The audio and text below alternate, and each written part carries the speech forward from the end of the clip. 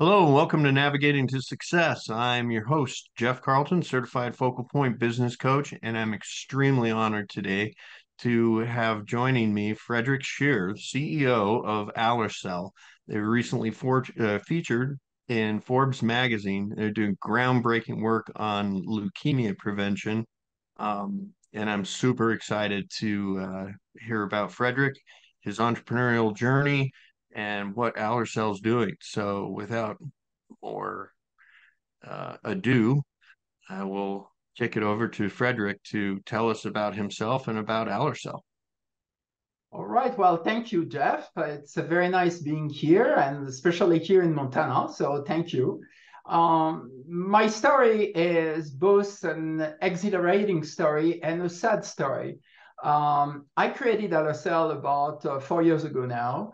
And the reason why I created Alercell is because I had a personal challenging experience. I was diagnosed with cancer about 6 years ago, a first cancer at a stage which was fairly advanced, which translated into this type of grueling treatment that everybody knows, radiations, chemotherapy, and so on.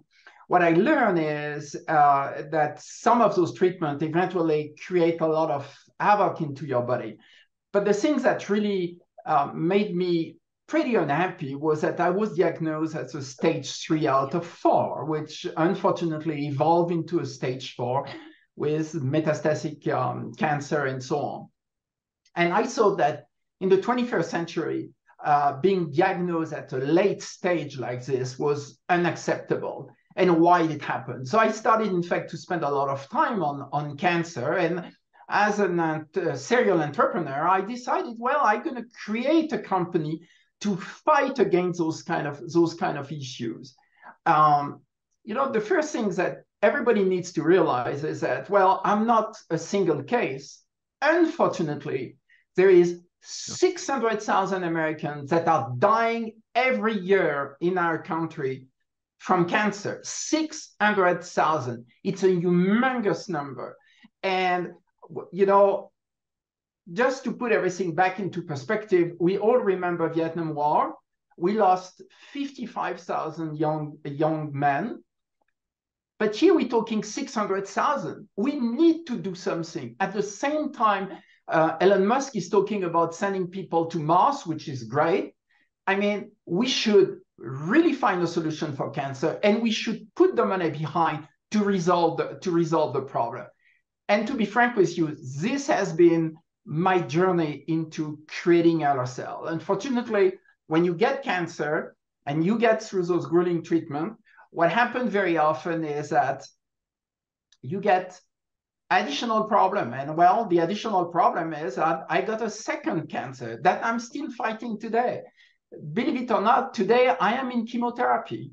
I have chemotherapy and I am fighting it.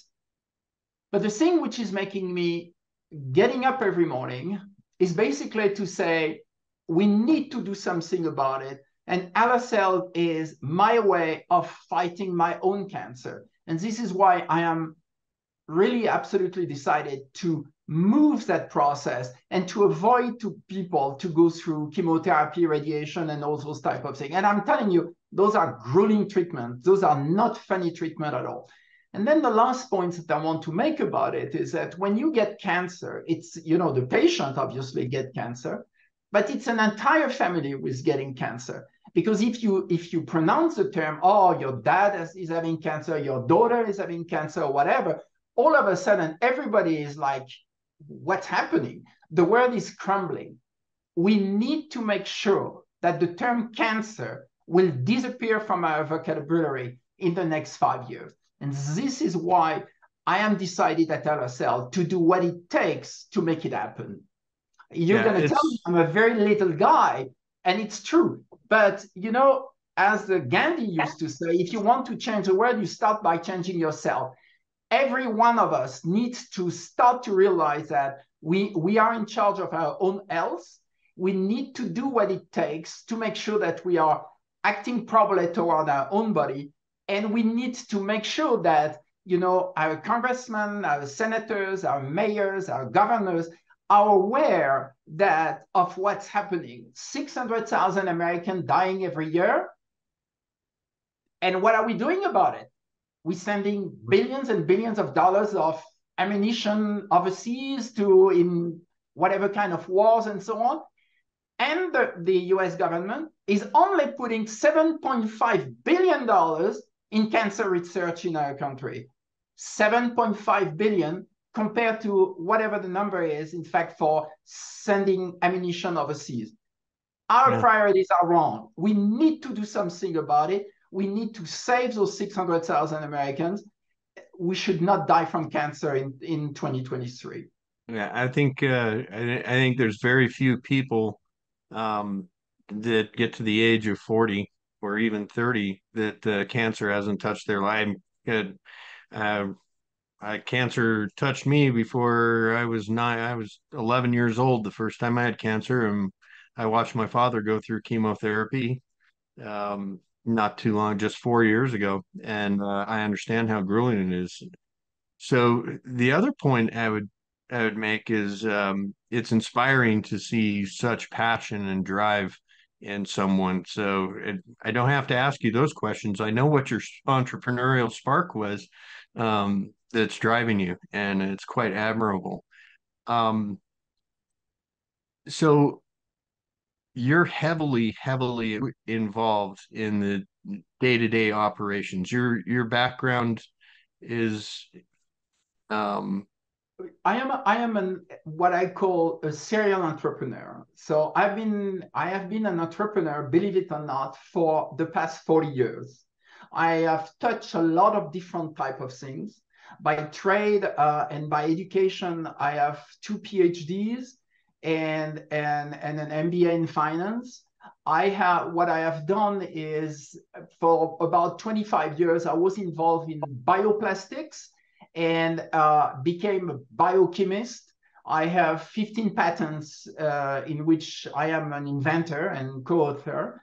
And 3 of them are specialized in nanoparticles. And I was very interested in application in nanoparticles in different type of application, but medical application was of interest to me. The reason why is because, first of all, I have a son who is a neurosurgeon, and my father was a surgeon. So, family oriented toward medicines and toward those type of things. so another proud father. I'm a proud father. I'm a proud father. Yes, I am indeed. Good. And all those things have been basically slowly moving me toward using my quote unquote biochemist knowledge and my business knowledge to try to understand how it can be of use and so on. I lived in Los Angeles for a long time, over 30 years. And about 6 years ago, I decided to more or less retire. I had some grandchildren in Bozeman, Montana, and I decided, my wife, in matter of fact, decided that, we'll go over there and be closer to grandchildren. Well, unfortunately, I got sick, and my retirement became my fighting my illness on one hand, and on the other hand, in fact, creating Alercell to react to it. And I look at Alercell as being one way for me, in fact, to fight my illness. So so your role isn't so much into the research side of it. So tell me about how big your team is first. All right. So Alercell is a small company. In total, we are about 25 people across the country.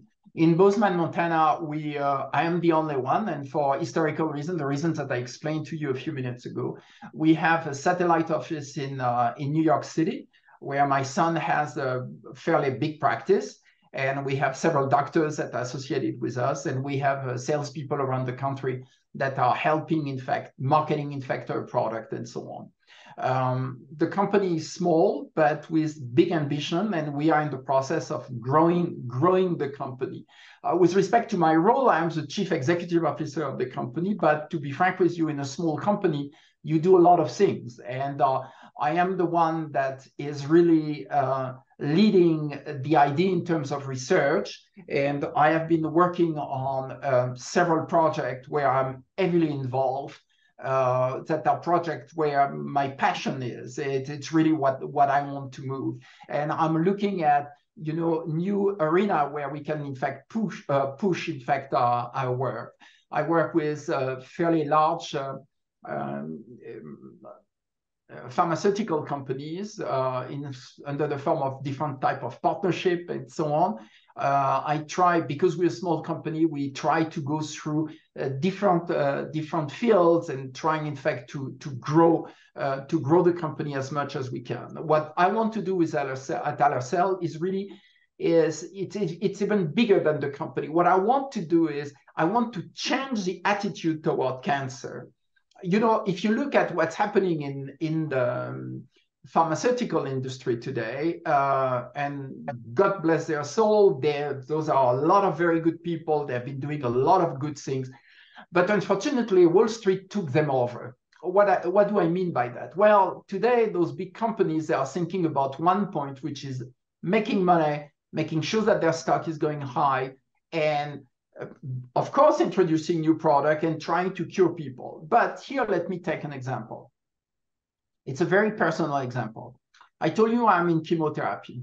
The cost of my treatment every year is over $1 million. So, you look at me and you say, well, this is $1 million guy, patients, but clients for the pharmaceutical industry. At Alercell, we make tests for knowing prior to the cancer or prior to the leukemia, in fact, coming in, and we sell those tests at about $500 a piece. So between $500 on one hand and $1 million, well, I let you decide where is my economic interest. And Right. this is a major, major dilemma for the big pharma industry. What I want to do is I want to change the status quo. The status quo right now is very simple. You are sick. We try to look, and you have cancer, for instance, or leukemia.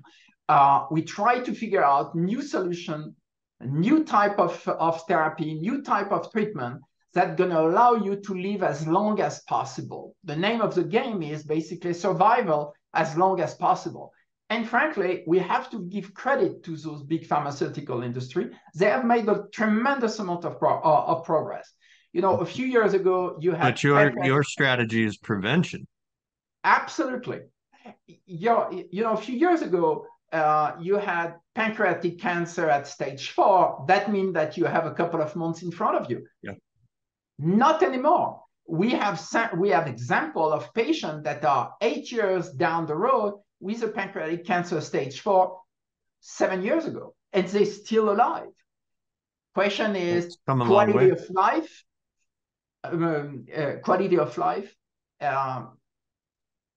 amount of money being spent, and are they comfortable in their current life? What I'm saying is we do not need to get there. What we need to do is we need to work prior to this. We need to be able to diagnose cancer at a very early stage. Why? Because when you are diagnosed with cancer or at risk of cancer, stage 0 or stage 1, 95% of the people will walk away from it with no chemotherapy, no radiation, and basically no sequels, and will continue their life. And the term cancer will be like a illness or a flu, maybe a little bit more than the flu, but no more than that. This is where, in fact, I want Alercell, in fact, to be really focused. I mean, this is really what we want to do. We want to change that attitude. But at the same time, it's not only the pharmaceutical industry, it's the entire system. It's the insurance that needs to take into consideration prevention for cancer, prevention for leukemia, and reimburse those type of tests. A lot of states today are not reimbursing our tests. Why? Because it's not part of the status quo. In the healthcare industry, we love status quo. We used to do things this way. We're not going to change it. No, we need to change it. And I believe that we have a lot of things that can be helpful, in fact, changing that. One of them being AI, artificial intelligence.